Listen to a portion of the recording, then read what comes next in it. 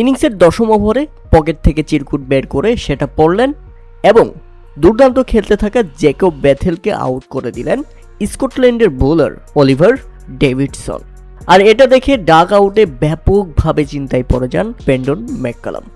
ইংল্যান্ডের এই কোচ ভেবে পাচ্ছিলেন না আসলে কি হলো, এটাও কি আদৌ সম্ভব। কিন্তু হ্যাঁ, স্কটল্যান্ডকে আমরা দেখেছি মাঠের মধ্যে অনেকবারই বিশ্বকাপে তারা এমনভাবে স্ক্রিপ্ট বের করে বোলিং করত কিংবা ব্যাটিং করত এবং মাঝে মধ্যে তারা জয়ও তুলে নিত।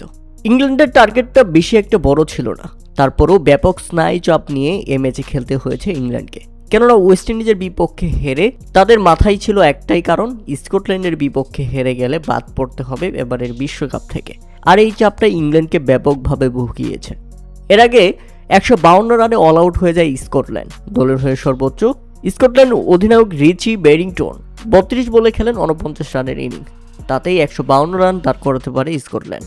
তবে যেভাবে ব্যাটিং করতে নেমে প্রথম ওভারেই ফিলিপ সল্ট এবং দ্বিতীয় ওভারেই যখন জস বাটলার আউট হলেন, তখন মাত্র 13 রানের মধ্যেই ইংল্যান্ড হারায় 2 উইকেট।